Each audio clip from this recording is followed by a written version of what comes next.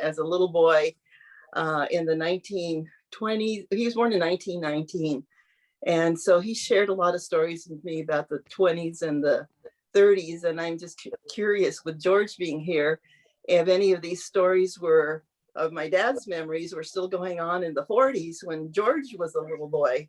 A few of the stories that I don't know if you can see this. This is one of my favorite images of Santa Fe that I found on the internet, and I think it's the 1930s. Can you see this? Nice, yeah. Mm-hmm. And it has a little Packard's right there, and it has a little paper boy. I don't know if you can see him. And my dad's memory, may we all be as blessed as my dad was. His memory into his 90s was still really sharp, that he would tell stories and he could tell you what he was wearing. And so he described the little Newsies cap that the paper boys wore, and the little knicker pants, pants, and his favorite spot to sell the newspapers on the plaza. He had all the little paper boys would go to the New Mexican and pick up their bundle of papers and then run to wherever they were going to be selling them. So he had his favorite corner on the plaza where he would sell the newspapers. And so a couple of things that he shared with me about his boyhood on the plaza was the time that Tom Mix came to town, big old cowboy so all the little kids, if you can just imagine what the plaza was like back then, there were probably less than, I think, 8,000 people around that time. William, maybe you would know. I think there were like 8,000 at the most, maybe less, during the 1920s when my dad was a kid. So you can imagine what Santa Fe was like. A lot of people didn't have electricity or anything like that, but a lot of the social fun with the townspeople and the kids, like my dad, was with what was happening on the plaza. So he loved it when Tom Mix rode his horse to the plaza, and he loved it when Johnny Weissmiller, Tarzan, came in and did his, call. And George, this is for you. My dad remembered the Oñate Theater, where he would go to the movies, that's where the First National Bank is now, in the plaza. And there was a pool hall that he talked about that I think was where the Plaza Cafe is, más o menos, on that side of the west side of the plaza. There was a big hangout for the young boys that would play pool. I guess not the girls, I don't know. I just remember him saying the boys. But no girls. But one special memory he had that I thought was really interesting is during the World Series, when they were actually doing the World Series, like I said, a lot of people didn't have electricity. My dad didn't. So the way that the town enthusiasts of baseball, a lot of the kids, would get to know what was going on, it was down in the plaza. And as my dad described it, there was this man that stood, I believe he said, like where the Capitol Pharmacy used to be. So on top of the roof there. And I have written down somewhere, because my dad used to document a lot of his stories, what the name of the guy was, but there was a big board that the man stood next to that had a diamond. And then there were speakers, radio speakers, that would broadcast the game. And so every time somebody hit the ball and would go around from base to base, the man would move a marker on the board showing where the players were. And all the kids would just go crazy, and it just was a lot of fun. And so I wanted to share that story with my dad, because I think I could share things about my own memories, but my dad had such a vivid memory and so many special stories about what the plaza was like back in that time. And later when George talks, maybe he can just let me know if anything like that was happening in the 40s or 50s when he was a little guy. So that's it. Hey. All right, very good. All right, well, I guess I'll go ahead and do my little spiel here. Part of my remembrance of Santa Fe, of course, is like a lot of the regular places, but some of the obscure places that had a very major impact on my life. And there was one that was on Penn Road. And by the way, there's going to be a little money incentive here pretty soon, so pay attention. Remember, Penn Road was before St. Francis. It was the kind of the cut across between Cordova Road and Cerritos Road. Mm-hmm. A lot of people don't remember all of that kind of thing. It's a kind of little obscure street and stuff. But part of my life was spent there a lot at Governor Miles, who was the governor from 39 to 43, and then he was a congressman and so forth. He started a business after he retired from Congress. It was called the New Mexico School Book Depository. It was kind of a big warehouse place where all of the schools in New Mexico got all their school books. Governor Miles and his son Frank owned that company, and they employed a lot of guys in my age in the summertime, and we all worked for the school depository, and guys like Johnny Fowler and Bone and Jerry Cassiano and Ruben Lovato. I mean, there was tons of guys, Leo Vigil, Damian Martinez, there's a lot of guys that worked for the governor.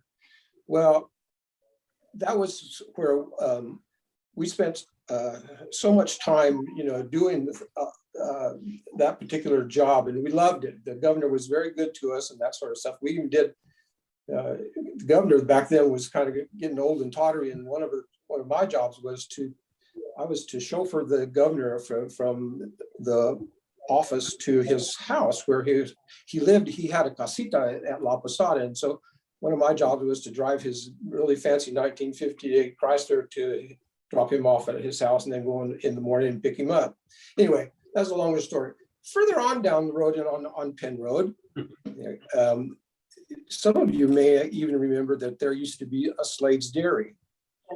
You remember Slade's Dairy? I think George for sure will remember. And I have some of the milk bottles. William, yeah. And back in those days at Slade's, of course, there was a true dairy. That was where they kept cows and they processed the milk there. They bottled the milk there. They had delivery guys that had, the glass bottles you're talking about with the cardboard tops. Remember those? Mm-hmm. Yeah. Well, anyway. Lick them. Yeah, it was like you skimmed the cream on the top. It was that. That's right. Yeah, and then after, I think back in the early 60s, that place sold and they turned it into Foremost Dairies. That's where Foremost Dairies was. If you remember, for years and years, Foremost Dairies was there. They stopped having cows there, but they still did processed milk and stuff there. One of the other stories, again, of course, way back then was that to the directly south of that Foremost lot, for a while there, they used to, the Slade family tried to figure out a way to make money besides selling cow milk. So one of the things they did was I don't know if you're going to remember, this was a trampoline pit. Does anybody remember trampoline pits that they had there? Yes. Or go-kart pits that they had, go-kart tracks that they had. Slade's was one of the first people in Santa Fe to bring in go-karts, as a thing to do. Anyway, I digress. The quiz for today, and the person that remembers this, if anybody remembers, name the drive-in restaurant that was directly south of the school book depository. Wow. Ingram's? No, Ingram's. No, it wasn't an Ingram's. It was nobody knows, so I'm gonna answer the question. It was called Chuck's Drive-In.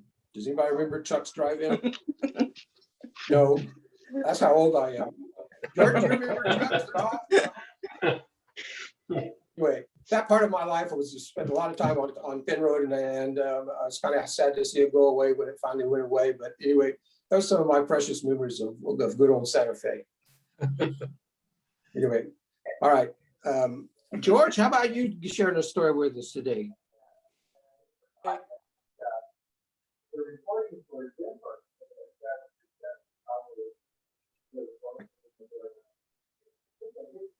Anybody hear George? No, No. can't hear him. George, turn your mic up.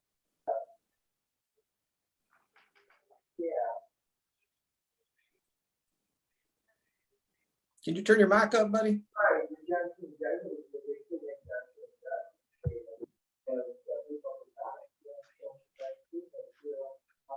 Okay.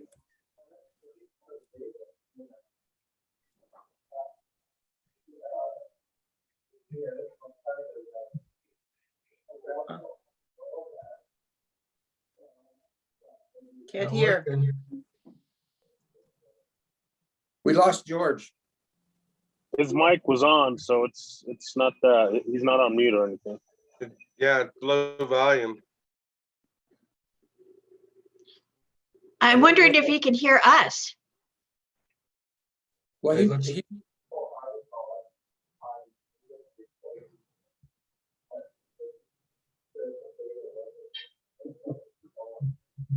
Right now.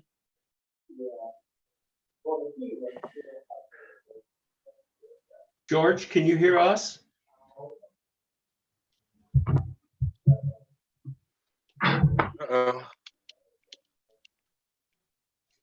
Stephen, you want to go to the next person and we'll come yeah, back to let's George? go ahead on. Hey, let's run over to, hey, Robbie Dobbins. You're on the list right here, but on my screen, it says it's your mic is on. Well, there you are. There you go. I'm on. Okay, well, tell us the story, Robbie. Oh God, it's too embarrassing. I don't know whether people know my daughter, but she used to be a lieutenant with the Santa Fe Police Department. And I would lecture her about how she treated young people in Santa Fe today, saying that if I was young today and did what I did back then, I'd be in jail for the rest of my life. Santa Fe was a very forgiving place. So I'll tell you a little story. And Carmen knows where I was raised on College Street, but we lived next door to Paul Padilla's grocery store and bar, and he owned property on both sides of our property. And that property belonged to my grandfather originally. And it had an 8-foot adobe wall around the whole property except the southwest corner of that property. And the reason why it was open to that was to get water from the Arroyo Tenorio into his property to irrigate. And he had apple trees and whatnot.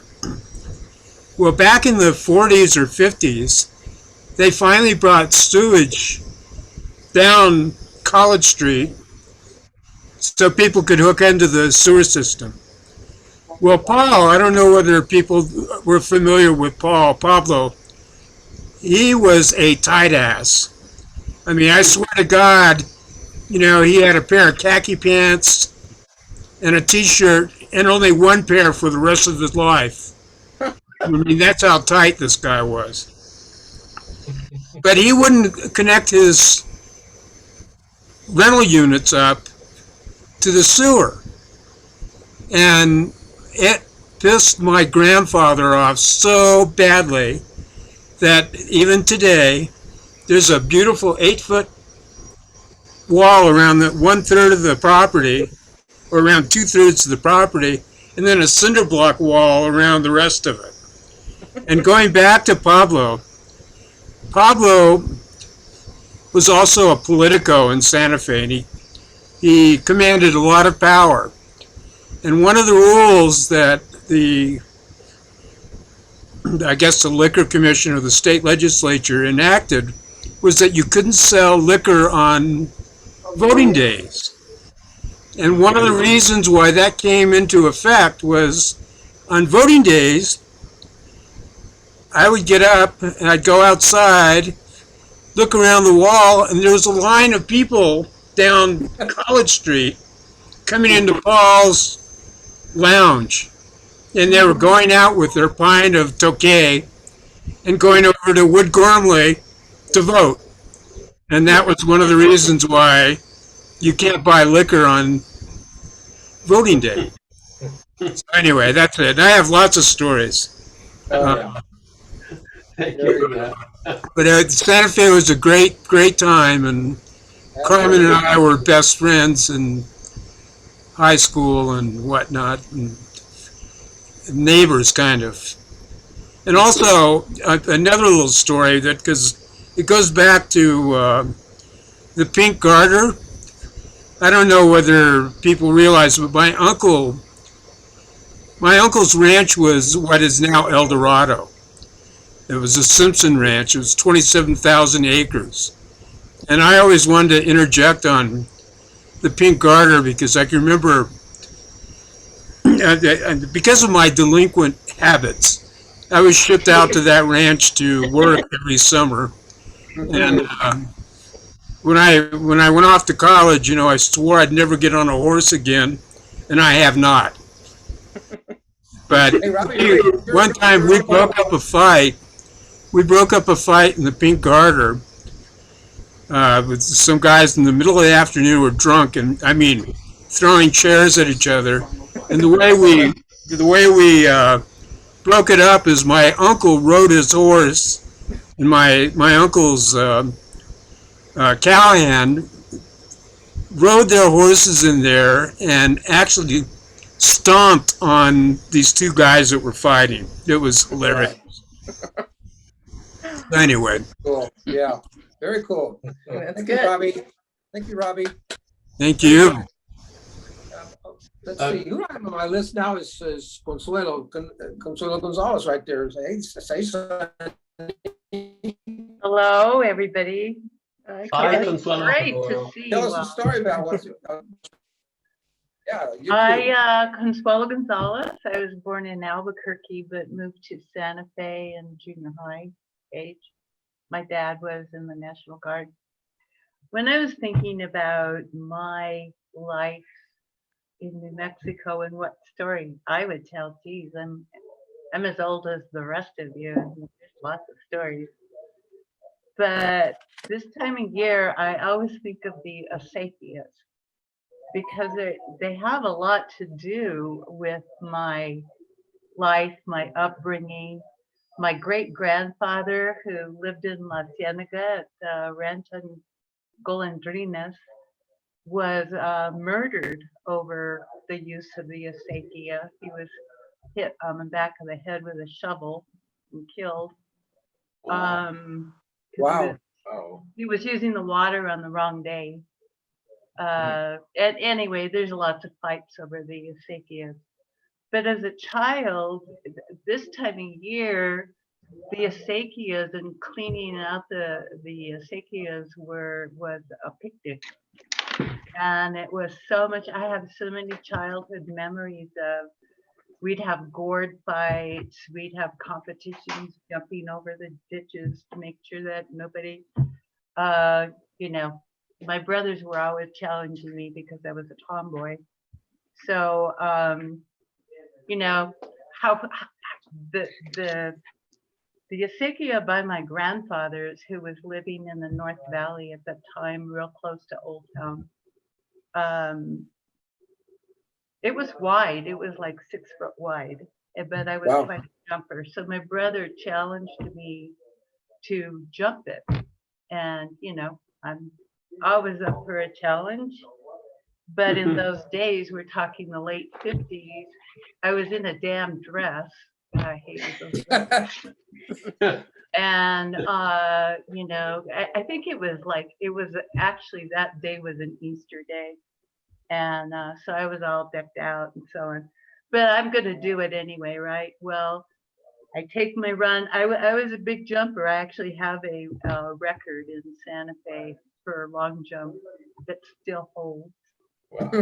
And so I took my running approach, planted my foot, ready to leap over, but the toe of my shoe caught in a root that was grown over the back. So I just really wedged my foot in there. And so then I just went like a pendulum with my foot caught straight into the water, Of course. head first, dangling there. They had to run and get my dad to pull me out. That was embarrassing. But then, even later in life, when I lived in Chimayo, cleaning the ditches, when I was married to my ex, he was raised in Plaza Blanca, right outside of Tierra Maria, Los Ojos area. And we'd clean out the ditches. So this time of the year, I can't believe I'm not out cleaning ditches or something. But anyway, Yeah, it is great. Gasekias, that's this time of year. It's Yeah, nice it's to see great. you all. Yeah, my dad used to say the most important guy in the town wasn't the sheriff, but the mayordomo was the most The powerful guy. mayordomo, absolutely. absolutely. All right.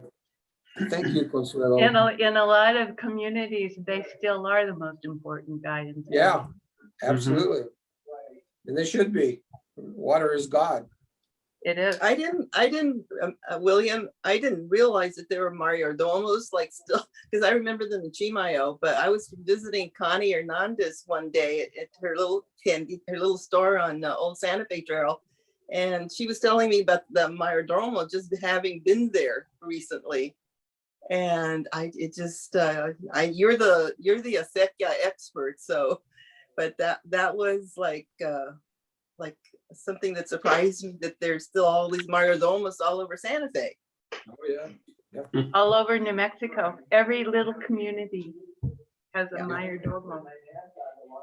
Just a quick comment. If anyone wants to use the chat function to crosstalk, ask questions, that kind of thing, it's there for you to use. Okay, good. Let's see. Let's go. On my list, I have Julie Campbell. Julie, are you up with us right now? I'm here. Julie. I'm here. Hello. Hello, everybody. Hi, Julie. Hi there. I'm beaming in from Richmond, Virginia. I grew up in Santa Fe in the 60s and the early 70s. And now don't all exit Zoom at once, but I'm actually writing a memoir of growing up in Santa Fe. So I've pulled a few paragraphs out to read, and it's about 2 minutes. I timed it. It's about a person who was important to our family, and some of you might know this person, but also she belonged to an organization in Santa Fe that I bet a lot of you know of and might have some stories. Growing up in Santa Fe in the 1960s, my brother Doug and I had one special babysitter with whom we formed a lifelong bond, Flora Talmage.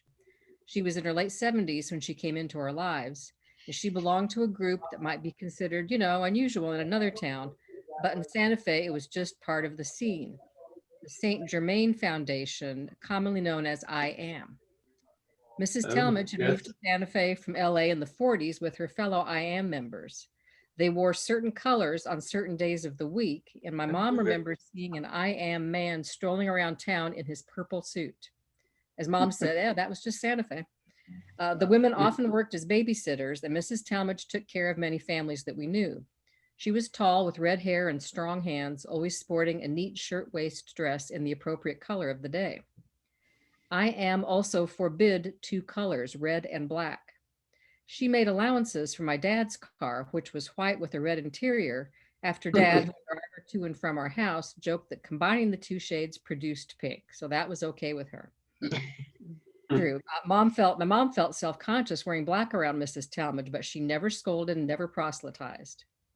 Another I Am tenet was vegetarianism, which really, even in the late 60s, was considered pretty far out.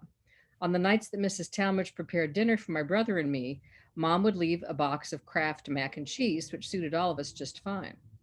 When she made an occasional overnight stay, she brought her juicer and produced enough carrot juice to leave some for my dad, who liked it. My brother and I were not crazy about the carrot juice, but we sure liked the candy she always brought. She lived in the historic Ortiz compound on West San Francisco, directly across the street from Big Joe's Lumber Company. To get to her apartment, we'd walk through a deep entryway of thick adobe walls into a sunny courtyard. When that property was slated for redevelopment into the Hilton, she relocated to an apartment several blocks away near Rosario Cemetery. She did not own a car, and she walked everywhere, which was easy to do then, since downtown Santa Fe still had Counties and Safeway, plus that health food store next to Josie's. Between all that exercise and all that carrot juice, Mrs. Talmage was fit and healthy, never got sick, never even got a cold. Even after my brother and I no longer needed babysitters, Mrs. Talmage remained part of our lives, and through our teens and our 20s, she always sent us a modest check at Christmas. She lived on her own until her last few years when she moved in with her granddaughter. In 1985, at age 97, she peacefully ascended, as the I am terminology goes. But that Christmas, per Mrs. Talmage's wishes, her granddaughter sent us our checks. Oh, Anybody Very remember good. the I am, folks? yeah, Yes, definitely. absolutely. Yeah, right Yeah. there on Kind of the. Yeah, when I worked at Kenneth Clark's office as a draftsman, his secretary and some of his stenographers and one of his building inspectors they were IM people. Ah, Yeah, I knew them quite well. Richard Ang was his name. Yeah, I knew them quite well. Very lovely people. Thank you, Julie. That was great. Kind of Yeah, the joy of Santa Fe. There were just people like that in Santa Fe. We all knew them, and other. Yeah, I've it told was- people this story. They go, "Your parents had a babysitter who belonged to a cult." I said, "Well, yeah." Santa Fe was a cult. All right, very good. All right, let's see. Let's bring the Gonzalez sisters into the fight right now. Let's see what the Gonzalez has got to deal for us. And you need to unmute your screen. There you go. I said she has to go first. She's older. Oh, Yeah, all right. yeah, I don't know. My brother and I are 11 months apart, and then this is the baby here. So believe it or not, I used to have to defend myself because my brother was a wrestler, and he would practice his moves on me, and he'd hide behind the couch, and he'd come out attacking me and say, "This is the scissors. This is the banana split." He did the same thing to me, except I was younger, so he held me down longer. Well, No, you gotta then it practice, right? served me well in life, I think. And then a little later in grade school, when there were some new girls in town at our school, Wood Gormley, anyway, they would give me a hard time every day, walking to school, kind of bully me and threaten me and whatever. So one day I turned around and, well, their name, should I say their names? I don't even know. Juanita Chavez and Lula Crane. I remember Lula. Didn't she steal your bike? Yeah, probably. I don't know. Anyway, they were constantly picking on me. So one day I turned around and I beat them both up. But that thanks to my brother, Absolutely. Yeah, so, but anyway, Wood Gormley was pretty peaceful after Yeah. that. Yeah, very good. Well, there's so many stories to tell, and every time someone said something, I thought, oh, I could talk about that with my Yeah. dad or any of us, but I think I'm just gonna admit something to my sister now. that I All don't right. think I've ever done before. And my dad was, as you probably all know, was blind, and when he was in college, he had a bicycle built for two. And when he brought it, we had it at the house and they refurbished it. And so we used to ride it and we'd go up the hill on Don Gasper, and it's not a real huge hill, but it was a steep enough hill. And Virginia was always in the front and I was in the back. And I would quit pedaling. She'd be pedaling hard. Turn around, are you work? Oh yeah, I'm working really hard. I don't think I've ever told you that. So. We used to take it to the parade too, yeah. So we had a lot of fun with that bicycle. That's So cool. are you now unburdened? Yes, I don't have any. Very awesome. Yeah. I used to have a paper route down there in that part of town, and I don't remember that bicycle. I guess I wasn't paying much of attention. Yeah, well, I don't know when we were 10, 12. I don't know how old we were. Oh yeah, I'm Yeah, older. you were older, Stephen. I ended guess so. Yeah. this is Don't rub it in. I gave it to a to the All right, bicycle. really cool. Hey, well, let's talk to the Kathy Toy's on the list right now. This is the Ponca Motors kid. Tell us all about it, Kathy.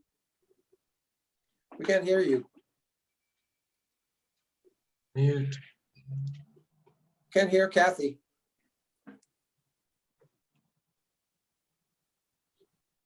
Yeah.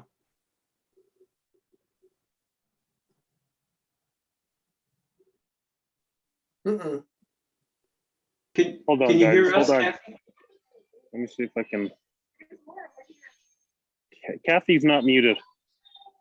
No. We still can't hear her. She Can may you not hear have us? the right. Kathy, you can hear us though, right? Yeah.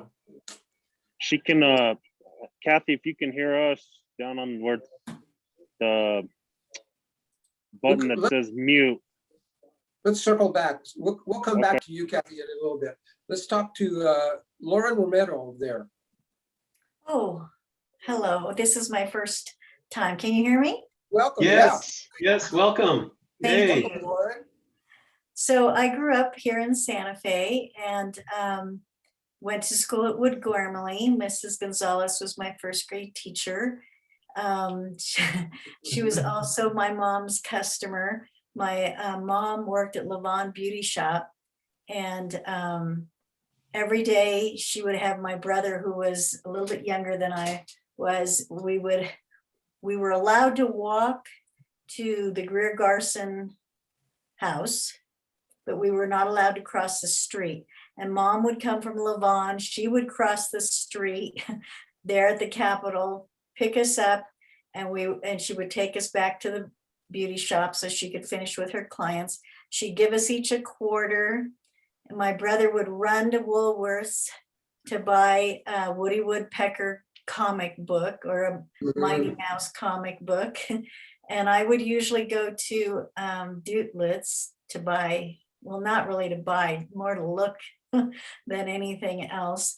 But I just remember, so fondly the area down there and going down for a twin crony. Was it Roger that was at the twin crony, I think, there where the old bus depot was.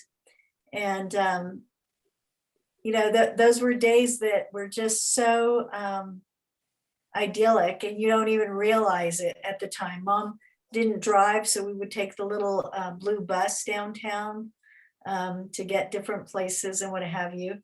And speaking of different places and riding the bus, just another quick side is that my father, who grew up in Cuyamagay, told me that he remembers when he was a young boy, my grandpa would load up the wagons or, get the horses going, and they would travel from Cuyamagay to Canyon Road where his uncle lived. And that's the very first time he ever saw a toilet, and he had no idea what it was. He couldn't even imagine what it could possibly be. Amazing. And then just another real short thing, because I could identify with Jim when he first came on. I was working at the Desert Inn when I was in high school.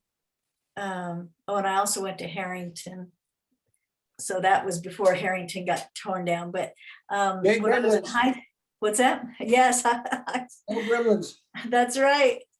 And then I was working at the Desert Inn, and there was a man and a woman and a couple of kids, from what I recall, maybe 3 kids, but they kind of stood in the corner, and he came up to the desk, and in a very loud, slow voice, he said, "Excuse me, do you speak English?" And I said, "Yes, and a little bit of French as well." And he said, "Oh, well," and in the meantime, I saw his wife and the kids, and they were almost huddling over in a corner. And he said, well, we were thinking of going to the plaza, but I don't know, would it be safe to take the children? Are the Indians really mean? Oh, Do they get violent? And I said, oh, those tomahawks just fly down there. Oh. You need to be very, very careful if you take your kids downtown. Oh, God. But, so just made me think when Jim mentioned his story about, you love the tourists, but boy, you kind of wonder sometimes what the heck they're thinking. Yes, yes. So Very that's it. good. That's Yeah. all I have. Well, welcome, Lauren. It was great. Thank you very Thank you. much. Yeah. Let me see, can everybody hear me now? Yes. Yeah. Yes. Oh, good. I kind of messed with my settings. Yeah, that's what we figured. You chose a Yes. different microphone? Yes. I was on a different microphone, so that was the key. So hi, everyone. Hello. Kathy. Hi. You want me to go now? Yeah, go. Yeah. Tell me all about it. Okay, well, I was telling everyone, I was showing you this paper, which you had no idea what I was doing, but I had this whole list of like memories, like little snippets, like having coffee at Three Cities of Spain, which Oh, is, that was- now Fancy Geronimo's. And, it was awesome. things like Vip's Big Boy, if anybody Yes. remembers Yeah. Vip's, and Dancing All Night at the Senate Lounge. Yeah. I mean, little things like that. But I'm going to change a little bit because of the Sasakia story. And, if I haven't met everyone, I grew up in Pojoaque and Espanola. My dad had a car dealership in Espanola called Ponca Pontiac. It's now like Pegasus Auto or something, this strange little, building there on the corner.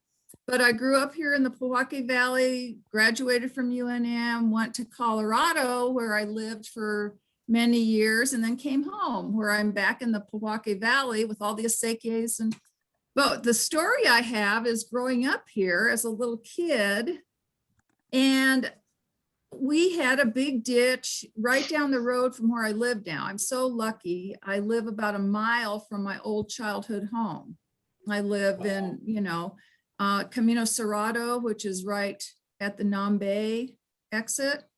And Robbie knows where I live, right? Robbie, yeah. So, but we had a place down about a mile from here, and we had a big pond and irrigation, and we had 16 acres and or an orchard and all kinds of stuff. And when I was a little kid, you never know kind of what the deal is, but I just remember vividly maybe once a week at 2:30 in the morning, my dad running through the house screaming, "We've got the water, we've got the..." And we had our boots and we had our little shovels, and we'd all get out of bed and get dressed at 2:30 in the morning and go out and open up the ditch gates and our pond gates and irrigate the orchards. And I don't even know that we were old enough to know what we were doing, but when we heard that, "We've got the water," we all jumped up and irrigated anything we thought needed irrigating. I remember it well. Absolutely. Yes, absolutely. Yeah. And then my other story I'm going to tell is kind of like related, because along with the property we had 3 steer, 3 heads of cattle, just 3. And they had names because, of course, when you only have 3, name them, right? So they were named Miney, Mo, and Jack. My parents named them. And so we did a lot of horse riding and all kinds of stuff like that. And we'd go to Chihuahua a lot, to Mexico. And we had like some people that we rode with down there, and we'd go down to Mexico. We'd stay at this place in Chihuahua called the Victoria Hotel. Well, just before we went on one of those taking the horses all down there and riding, those 3 steer died. They got in the alfalfa, and people who are around cattle and everything, they bloated. Mhm. And it was horrifying for children because the way you unbloat a cow is just stick a knife in its gastral area and let the gas out, and it lives or it doesn't. You know, well, in case of Miney Mo and Jack, it was no bueno. Oh, So no. on our trip to Chihuahua, my dad were at this Victoria Hotel, and it's shortly after we lose Miney Mo and Jack. And the kids are just sitting at this table. My dad's at the bar talking to this guy. And he's going, yeah, no, I don't know. It's just been a rough year. I'll tell you, Ben, it's just been the worst. You know, I lost my whole herd. My whole herd. It's been one thing after another, and I lost the whole herd. And we're looking, my brother and sister were looking at each other going, we had 3 cows. The whole herd. So anyway, growing up in New Mexico, you know, the Pojoaque Valley, and it's been just a blessing. So I count my You're blessings. lucky to be back too, yeah. Yeah, I count my blessings every day that I'm back home. And I miss our 1 year we've all missed to be together, but thank goodness Yeah. we have this because Yeah, that makes a huge yeah. difference. We're gonna And- stick doing it too, I think. Yeah. Yeah. I so- got too many stories not to tell you also. I got stories to tell you some of the So stories. you I probably shouldn't hear. I appreciate this. And, you know, pretty Yeah. soon we'll all be eating at the shed again and doing fun stuff Absolutely. like that. Let's So get it. thank you. Yeah, Yay. great, Kathy. Thanks, Kathy. That's great. Yeah. Well, let's see. Let's get Jerry Kerr's in there. How you doing, buddy? Jerry, unmute your mic. There you go. There you are. Well, I don't have that. Hello. I don't have too many stories that go that far back. I moved to Santa Fe from Baltimore in 1973. I hitchhiked all the way, and my memories are a little bit about being a tourist and tourists. The first memory I have of Santa Fe, I moved to a friend's house in La Cañada de los Alamos, and I didn't go to Santa Fe for about a week. And the first day I was in Santa Fe, we were walking up Canyon Road to his shop in the Glory Hole, and there was Richie Havens sitting on a curb, strumming his guitar, singing Freedom. And that was my Wow. first real impression of Santa Fe. It felt like home. The story I'll tell is about when I moved to Madrid in 1975. I'd been up in Laramie for a little over a year in grad school. I had a friend who lived in Madrid before Joe Huber sold the property.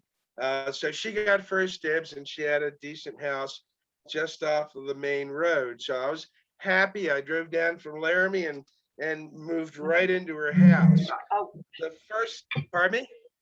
Oh, the first day I was there, well, the next day after I arrived there, I asked her about the facilities. And she pointed me out the backyard where there was a wooden platform with a paint bucket that had a hole cut through the bottom and was turned upside down with a little toilet seat on it. And it was out in the open. Well, Donna's house had a road that went by it that went toward the back road. So I felt a little leery about using the facilities, but I needed to use them. So I went out and I sat on the toilet seat. No sooner did I sit down than some tourists came down that back road within about 30 feet of me. And I didn't know what to do, so I just waved at them. Turned back, ran the back road, and kept going. I don't know what they thought. I do know that day I went around and we found some scrap wood and we built a screen to the road. And within a week we had a dilapidated but effective outhouse. I think everybody in New Mexico has tourist stories. I felt like I started out as one, but now I feel like I belong here. I moved here in '73, so, but it's more fun sitting here listening to the really old stories. Yeah, it's great to listen to everybody's stories. Isn't it great? It was a little different growing up in Baltimore. Yeah. So whoever Stephen, who's ever next, I'll be happy to sit back and enjoy.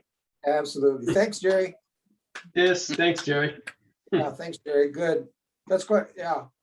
That wasn't a tourist, by the way. That was my father.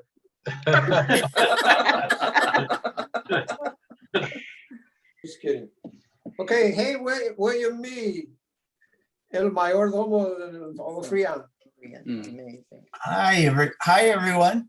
Hi, William. Hey, William. So I do a lot of oral histories in the village, and actually I haven't done any, during the pandemic. I guess it might have been okay to do them, but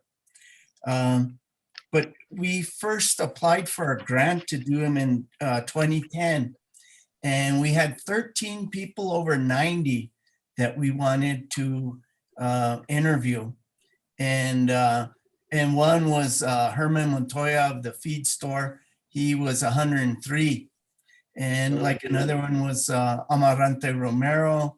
He was 90. I was denied that grant, and so I wrote the next year and the next year, and finally in 2013 I got the grant, but those 13 people were dead. Oh. Yeah, and I got another 13 people, and we did oral histories on them.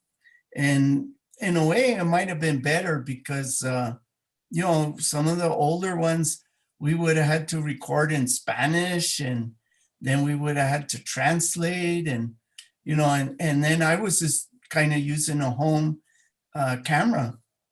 And in 2013, we got a gal, Hannah Crawford, that has a master's degree in oral history from Columbia University. And so she had a fancy camera, and then she had a fancy audio, and she mixed the two. And that was a whole big process by itself. It was way beyond, anything that we could have done. So we have some really good tapes. Well, we did Danny Narvaez, and Danny had the upholstery shop on Siler Road, and then he moved it down into Agua Fria Village, and he passed in 2015, I think about 3 months after we did the interviews with him. And so we have him for like 3 hours, and his first and only wife was Genoviva Chavez. Right. And, so that's kind of a special thing. And, and he said, well, I couldn't stay married to her because I had to share her with all of Santa Fe. And, because she had her singing career.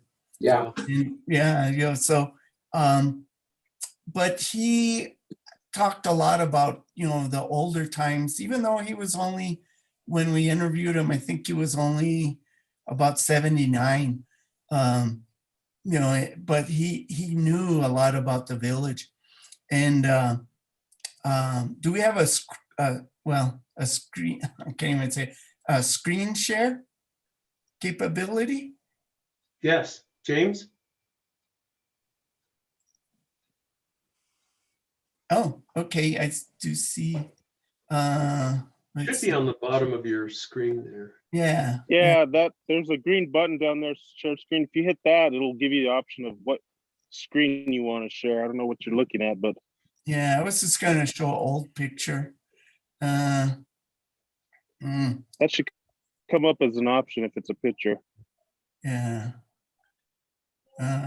Let's see. Seeing the bottom of the screen? Yeah. I was just trying to do something from my desktop. Oh, okay. Well, maybe this will do it. Okay. Let's see.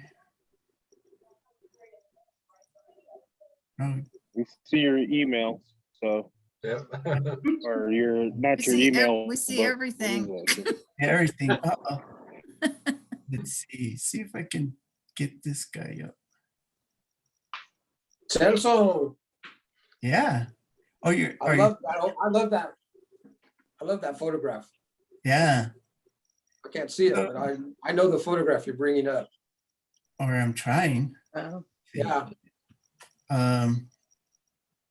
Doesn't seem to. He doesn't want to jump up. Yeah, Double you know, it click. might not have enough. Oh, the little dots, you know. It might be that small. Yeah, it's probably yeah, came down. it was- Oh, there it is. oh, yeah, I love that photograph. yeah, I know. okay. Yeah, well, So, anyway, yeah, it's too small to share. yeah, that's a very special photograph. Yeah. Yes. So Danny used to go into Celso's shop, and they were always fascinated with what he was doing, carving or whatever.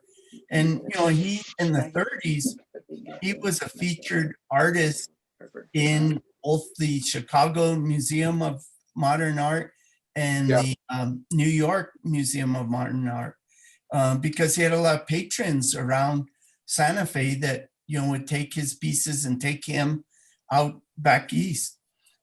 So they wanted him to really crank out a lot of stuff. And so he had a lot of sawdust on the floor. And sometimes he'd make a mistake, you know, and he would go with his chisel too much, and he'd just, you know, take the head off of a piece or something, and then he'd throw it down on the floor. So Danny and his buddies, they'd pick up all these little monos and they would store them up, and those were kind of their army soldiers. So they would How fun. they go down to the Santa Fe River and line them all up on the bank, and then just pelt them with rocks. And he said, you know, boy, oh yeah, Maria has Celso's picture there. Oh, there it is. Yeah. And Yeah. you know, Danny was saying, boy, if we didn't destroy all of his little carvings, we might have been millionaires. That's when I'll share. Yeah, very good. That's Very great. cool. Very cool.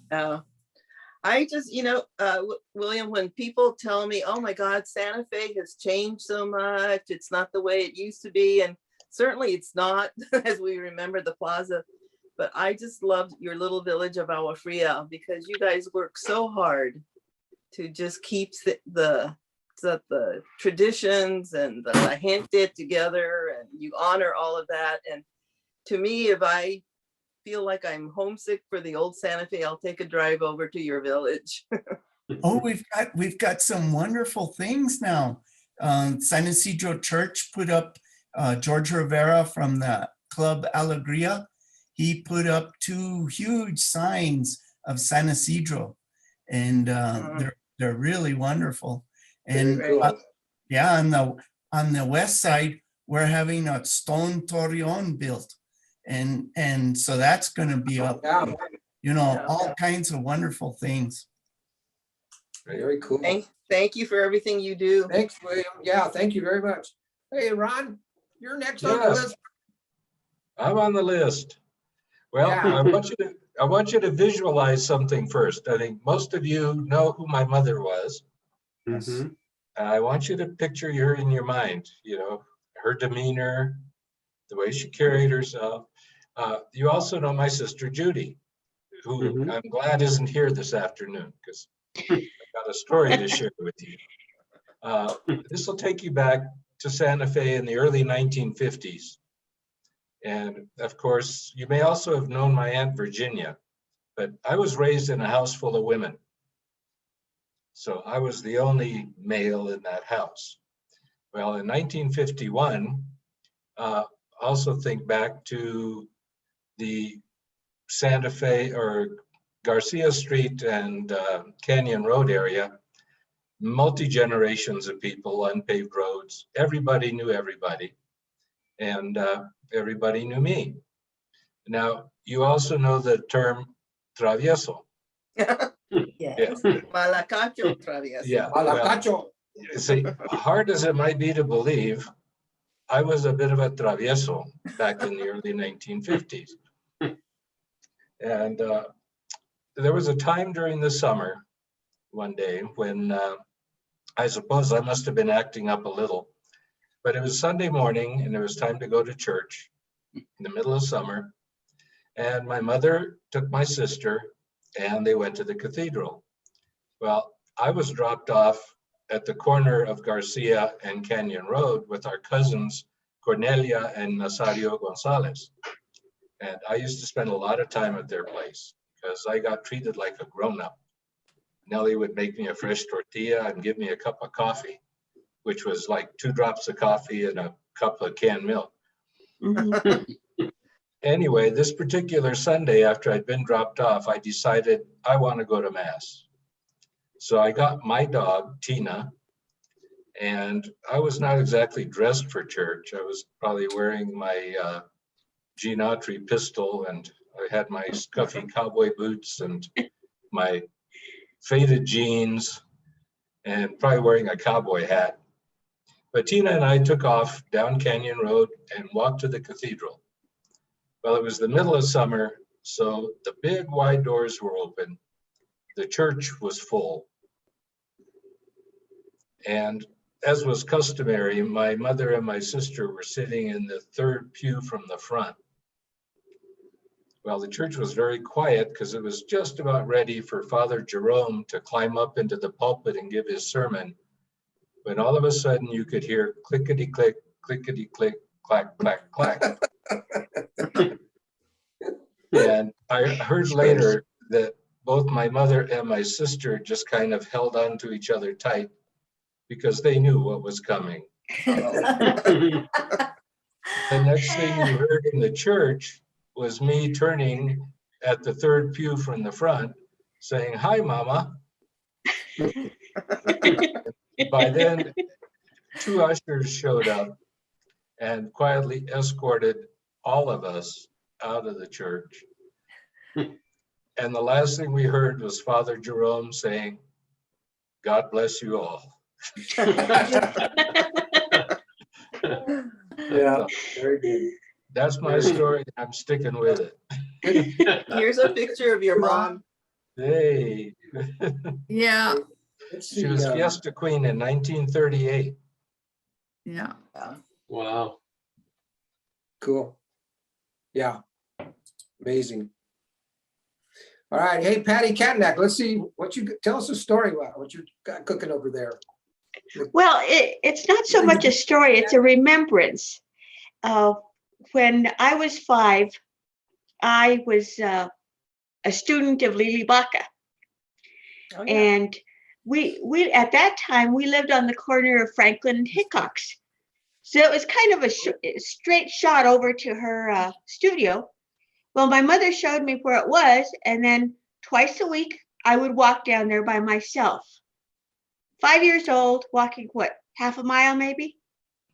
I don't know. But anyway, what I was thinking about was just how safe Santa Fe was. It just, I had no fear walking by myself at that age. It never even occurred to me that anything could happen. It never occurred to my parents that anything could happen. Yeah.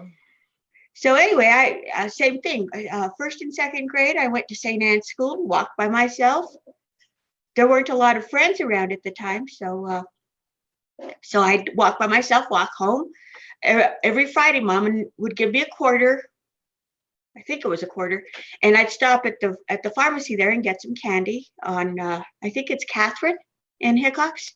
It's a little restaurant now. But when I was where the tune-up is now. Yeah, when I was 7, we moved to Bellama, but I was still going to St. Anne's. Well, we had someone who we would pay to take me to school because both my parents worked. Well, now Bellama to St. Anne's is a little bit further than to Franklin to St. Anne's, just a little bit. Mm-hmm. Just a bit, well, yeah. It was snowing one day, and guess whose ride didn't show up? And being the independent person I am or was, Oh, my mother always said I was too independent for my own good. But anyway, she told me that I was very lucky that I had an angel on my shoulder because I decided I was going to walk home. Now you figure this is about January or February. It's snowing like crazy. I'm 7 years old and I get as far as Barry's Market. There is a blizzard going on, but Mom used to shop at Barry's. So I went in there and Mr. Barry saw me and he says, Patty, what are you doing here? Where's your mom? And I said, well, my ride didn't pick me up. So I'm walking home. And he looked at me and says, don't you live in Bellarmine? And I said, yeah, we do. And he says, I'll tell you what, you go in my office, I'll get you some hot chocolate. And while I was sitting there, he called my mom to come get me because I was going to cross the Rios Road and I was going to go home. But, you know, it's just amazing how, you know, things that stick out. And I was thinking about this morning, how safe it was over there. And nobody, you know, Mr. Barry was wonderful. I'll never forget that. And as it turned out, later on, when I belonged to the girls club, his daughter Bonnie was my piano teacher over there. So, you know, it's kind of all in the family stuff, but everybody took care of each other. And that's one of the things that I remember and miss the most about old Santa Fe. Yeah. Patty, that's my story. You just reminded me of something I'd forgotten about Barry's Market there. Mr. Barry, I remember him very, very well. Now that you say that, that's the reason why we're here. That's awesome. That's great. Yeah, he was such a kind man. Yeah, he was a great guy. Yeah, he took one look at me and knew I was not going to go much further. I was caked in snow and ice already, and I was determined I was going to go. I mean, I wasn't going to bother my mother at work, and so there's only one way to get home, right? Use the 2 feet. Yeah, that's awesome. All right, thank you, Patty. And now let's see. Let's bring in Hilliard and Charmaine Crown's favorite daughter. Hi, Rebecca. Can you hear me? Tell us your story. Yes. Yep. Okay, well, my name's Rebecca. I was born in Santa Fe and lived there until I was about 30, and I live in Montreal, Canada now, which is finally warm. And this group means a lot to me to reconnect to all those memories. So thank you all for these stories. I can, you know, I don't know who said it, but we could go on about, I could have a story about all those things too. I wanted to bring in some stories about a cultural part of Santa Fe that was a really big part of my childhood, and that was the Santa Fe Opera. And my mother was part of a group of people who brought the opera there and made it happen, and it opened in 1957. And I was 4 years old, and they needed a little boy for Madame Butterfly. So that was my first stage performance, was the little boy in Madame Butterfly at the Santa Fe Opera when I was 4. I still remember it. I remember the soprano was Elaine Bonazzi, and I remember she had to, I was her child, that she had to leave, and she clasped me to her breast and then sing her aria right in my ear. It was like, so that was something. And then, you know, as children, we always went to they had the children's evening, which was the final dress rehearsal. Children could come in a group, and the children paid $1, but the adults had to have 6 children with them in order to come. And we always packed blankets and hot chocolate and, you know, watched the opera. And another fun story I have about that later on was when I was a teenager, a composer named Giancarlo Menotti came to the opera with a new opera he had composed, which was called Help, Help the Globalinks. I remember that one. The story was, you know, these outer space creatures that came down, and they had this weird electronic music. And the only thing that could save humanity from these evil aliens was harmonious music. And of course, the children of the child's orchestra saved the town. And it was a great little story. And I was one of the monsters. I was one of the Globalinks dancing in that when I was a teenager with some other kids from the Indian school at the time who were taking the dance program there. And that summer, my boyfriend happened to have the job in the parking lot, parking cars. That was another thing a lot of Santa Fe teenagers did as in the summer, was worked at the opera in various ways. And one of those was parking cars. And you did too, Jim. Yeah. One day this guy comes up in this really old beater of a car, you know, like rusted, things falling off. And he pulls up to my boyfriend and he says, I'm Giancarlo Minotti, would you please park my car? And again, my boyfriend, who was a bit of a smart ass, I won't mention his name, he said, and I'm Amadeus Mozart. And well, he was, and my boyfriend wasn't. And it didn't well. So, yeah, great.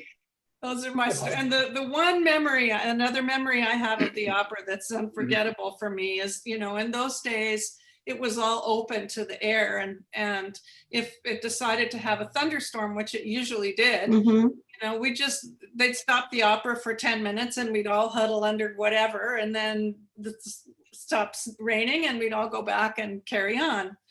And one performance they were doing was Mozart's Magic Flute, and they had the Queen of the Night rise up on an elevator from the back of the stage. And naturally, New Mexico cooperated with this unbelievable thunderstorm, you know, with lightning here and there, flashing at the same time. Like, and the lightning going on was a fantastic memory. I could never watch an opera indoors. Okay, well, stories for today. Thank you. Good to see you. Yeah. Thank you. Okay, buddy.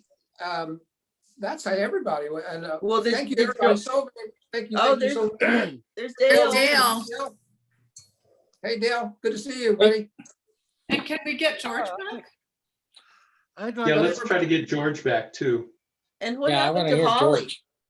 Where's George is Holly? waving. Can you hear me? Kinda. Can you hear me? Little Yeah, bit. barely. Yeah. Good. There.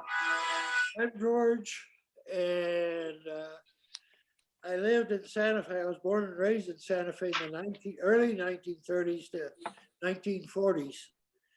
When I graduated from Santa Fe High School, I went off to university and only came back home during summer breaks. And after graduation and graduate school, I went to all sorts of places to work in my career as a chemist. The first job I had was in Denver in a research facility. Another one in Colorado Springs at a research facility. Then in New York, just north of New York City, at a pharmaceutical company, and then finally a research facility in, believe it or not, Fargo, North Dakota, at the North Dakota State University. My father had a restaurant on the south side of the plaza. I think many of you knew that, called the Mayflower Cafe. And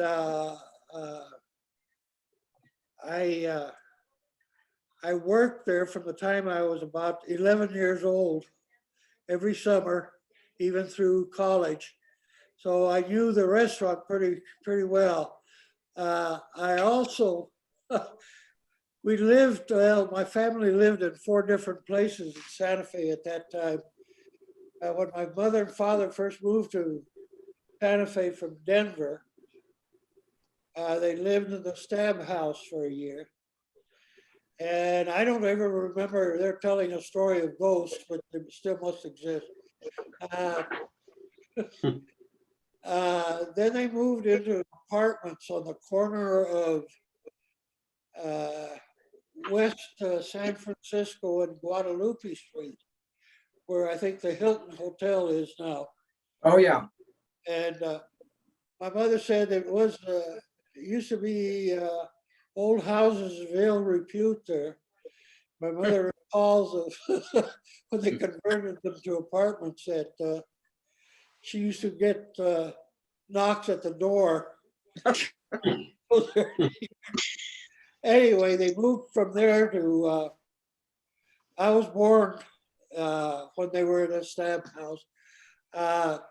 They moved to College Street, right next to the Mighty Nice Creamery.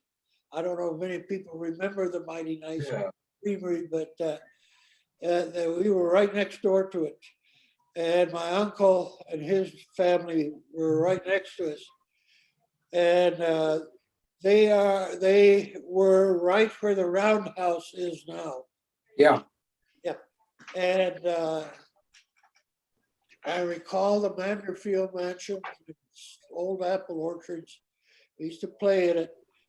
And because I worked in the restaurant in the summer times from such a young age, I knew every weed that grew in the cracks on the sidewalks on the way down. Under there. Yeah.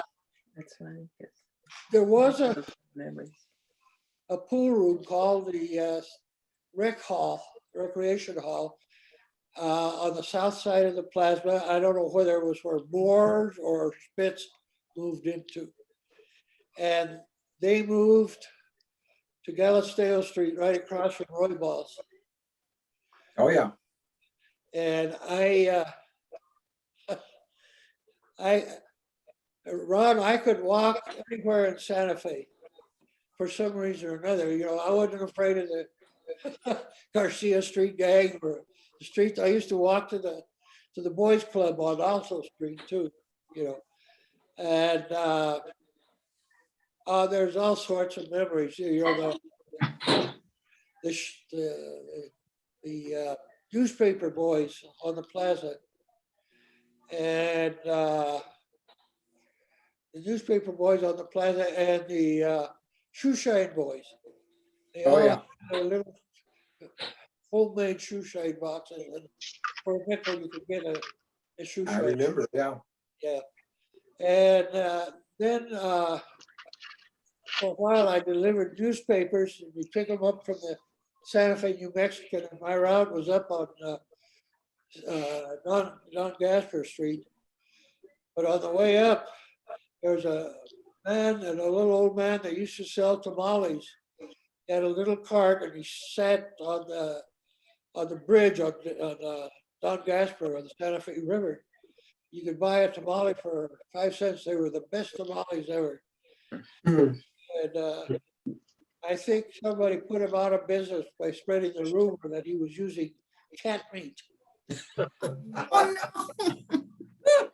no. But it tasted so good. Oh, George. Yeah. My first job was at Jim's Popcorn Shop, which was adjacent to the Paris Theater. And I was 11 years old. So I got my social security number when I was 11. And those days you had to get them when you started work, not when you were born. Right. Yeah. And then for a while in the spring of 1943, I worked at the Santa Fe Creamery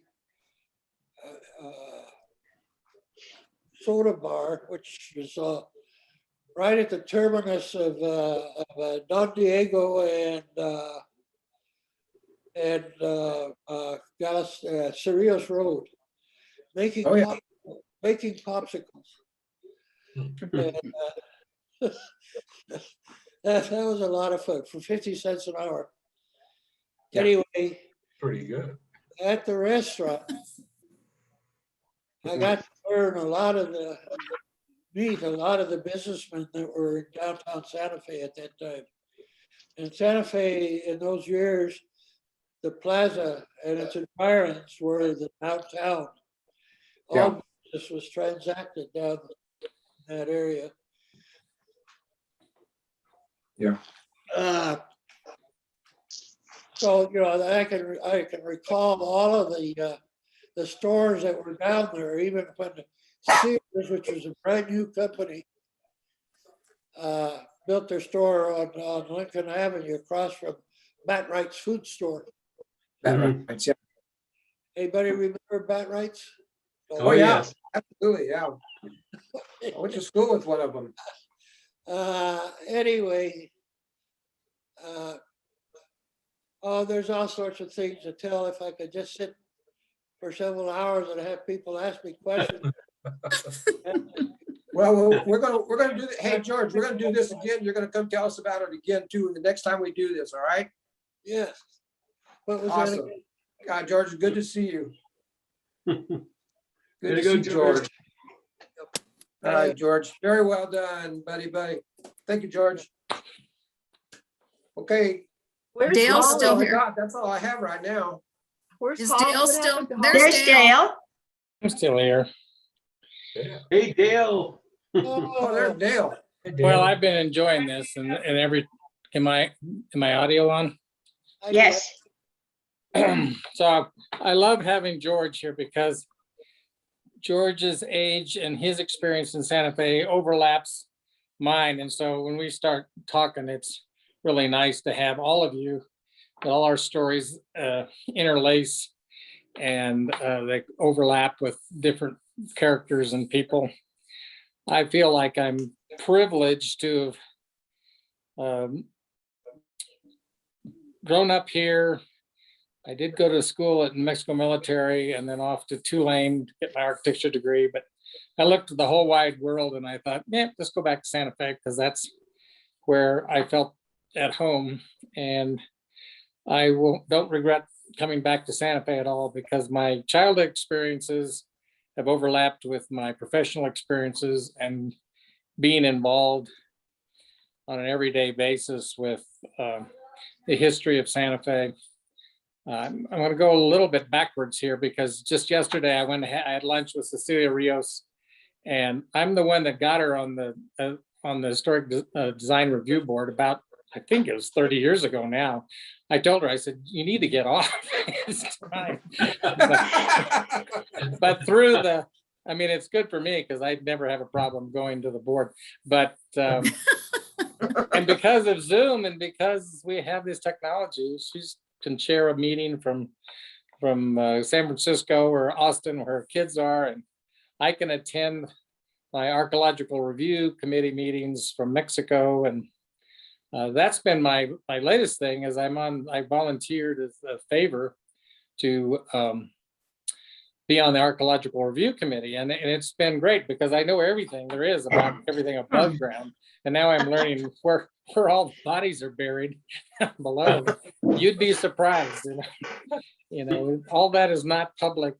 You know, every once in a while somebody pops out, but it's very interesting what's happening down below, just 6 feet below the surface. But Cecilia and I just had to laugh, and I love her because we've been playing tennis together for 35 years as well. But she'll speak Spanish to everybody that's there that even slightly looks like they might speak Spanish, you know. And I always have to laugh to her because yesterday this girl turned around and said, "I'm sorry." She says, "I'm from Pakistan. I don't speak Spanish at all." But Cecilia's always trying because she loves to speak Spanish to people. Yeah. And I embarrassed myself to trying to speak Spanish with her. So going all the way back then, I was born here in Santa Fe in '49, and my dad was born here. And so my connections to Santa Fe run deep. And my dad's office was in the with Sam Montoya, where it was up in the new Emporium building there at the very end of just down from the Mayflower Cafe, as a matter of fact. And then they moved to the Dendall House, which is where the state, not the state library is now, but where the new state library was built over on Dongus Bar. And that was where the Dendall House is. And that was my first job. Was my dad's office got vandalized. I pushed over a bunch of books and burned some title things and stuff. So my job was just put it back into order. So that's when I really learned, and I tell my kids this too. I said, your summer jobs are everything you don't want to do the rest of your life. And so I learned a lot about being a lawyer and going to the Supreme Court House and filing all the different courthouses, and I'd get them mixed up, and the gals were so sweet. They go, "Oh, honey, you need to go down the street over here to the district courthouse," and just turn me around. I think I was 13 at the time. But the job I really loved was I used to help my brother on his paper route, which included all the downtown bakeries, Connie's Bakery around the corners to the one, I can't remember the one now that was right around the corner by a little cheap girl. And then they were Kitchen almost, Fresh. yeah, and they're Kitchen Fresh, right? And they were all downtown payers, which is great because you didn't have to go collect the money. But the one that was interesting, you guys were talking about a house of ill repute. I delivered papers into that house too, that across from where the El Dorado is, where Big Joe was, but also at the Hope Hotel, which was above Tiano's. Yeah. And that Yeah. had its reputation too, and I can't verify one way or another, but they wouldn't let anybody go upstairs. So you'd go to the bottom of the stairs and you'd say paper, and this gigantic, I mean, I do exaggerate, but this dog was big, and he was a big white poodle, and he would come bounding straight down the steps right at you and grab the paper and then turn around and go running back up. So, I've never just today ever been up those stairs. So I still couldn't verify one way or another, but it adds to the flavor of all that. But I love to have gone, and at every bakery and every place you went always gave a cookie or a brownie. At the time cost 6 cents. So I got a brownie at each one of those places and did pretty well, except for to the McKinney's house was part of our route. And why he had the paper delivered to his house, I still don't know. And every once in a while, I just would totally miss. And they get this, and they put a piece of paper in your papers when you got them the next day, say, by the way, you missed this person. But for him, you got a phone call. Hand deliver a newspaper up to the guy. So then went to Carlos Gilbert Elementary School, which is fun to see it still there, and Harvey, which is pretty much gone. And I have done since, and then I went, didn't go to high school here, but all my friends did. But in doing my architectural work, and I also worked for Ken Clark and worked for John McHugh, and I worked for all these guys. And so I got this texture and broad width of experience that I could never get anywhere. In fact, my first real job after coming back from architecture school in '73 was at the Maytag Mansion. I was what they call the clerk of the works, which is kind of the nobody architect that gets assigned to hang out there. But it was a great experience, and they'd gone through about 3 different architects at the time. But Bill Lamoureux was the contractor. So all these great old contractors, Bill was one of those crusty guys. He'd cut himself on the job, and he'd just pour kerosene on it and wrap it in a rag and keep going. There were no first aid kits out there. It really opened my eyes of these. And of course, they never thought architects knew anything anyway, and they're probably right. we were just nuisances at the time. And but I learned about the IM building because I did a bunch of historic research and was able to dig into that and learn about all, that whole house before it ever came. The IM's the first St. Jermaine Foundation. And I sent to Julie a note because my cousin Alan lived over there right across from Harvey, and they lived next door to some IMs, and they were always well known for being great babysitters. But Alan made the mistake of age 6 years old of getting into a cab with red cowboy boots on. And the guy that was driving the cab was an IMer, and he just turned around and said, "You're going to go to hell." And to this day, Alan is like almost 80, and he still is kind of terrified about that situation. But they also spoke in tongues. I don't know if Julie knew that or not, but that there was some times where the people who lived next door. But I always talk about when we were kids, the places that scared us to death to walk from Hillside. So I lived, first house was at 600 Franklin Street. And then we moved to a brand new, beautiful $13,000 Alan Sam house in Santa Rosa Drive. And lived over there for 6 years. And then there was 5 kids in the family. So we outgrew that house pretty fast. And so we moved to Hillside. And so all of downtown was our playground. And so, and you talk about Sears and everything else is, you know, my parents didn't keep that track of us. We had to be home by 6. That was it for dinner. And so we would go down to Sears, we decided, you know, I think it was the 1964 Olympics or 60 Olympics. We decided we were going to have a Summer Olympics in the backyard of the Fegans lived across the street, George and Paul, and their parents were Oscar and Margaret Fegan, right behind Holy Faith Church. So we went down to Sears, got a refrigerator box, dragged it over to Big Joe. They gave us all the sawdust we could want. And so we spent all summer going back and forth, bringing sawdust from downtown back up here. We built this entire Olympic Village.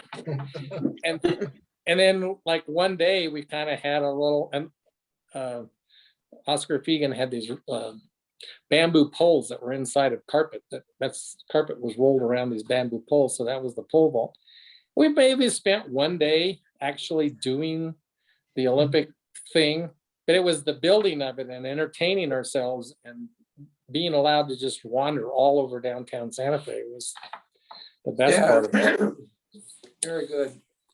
Very cool. And so anyway, I've learned a lot more about these buildings. And La Posada, I did a lot of work over there, and I have talked to Julia, and Julia and I are good friends.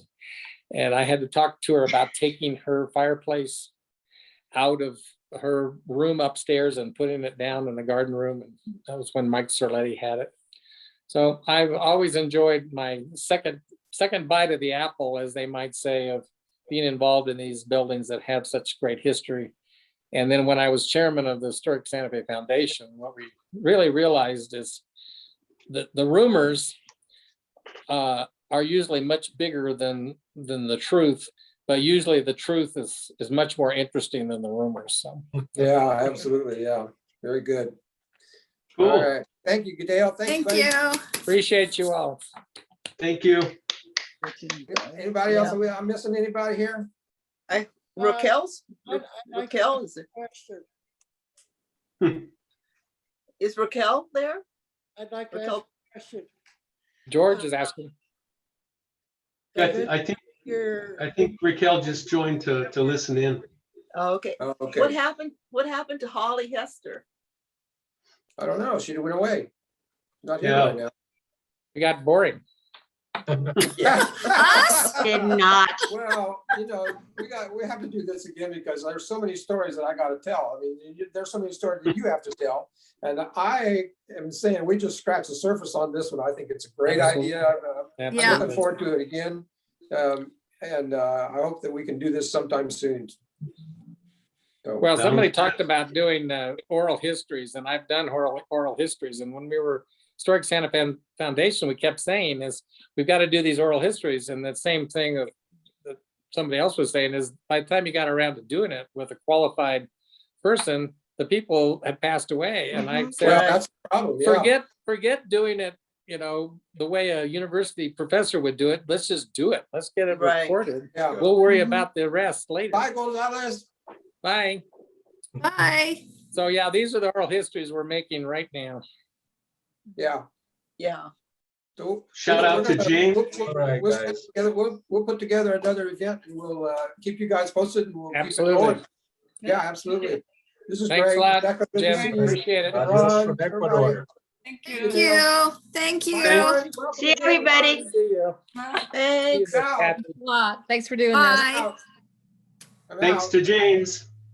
Yes, Thanks, James. James. Yeah, thanks, James. Where is I'm he? glad we figured it out. You guys have a good one. Thanks. Stories are fun to Thank listen you. to.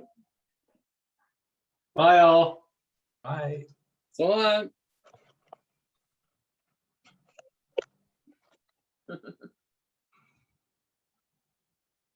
Okay.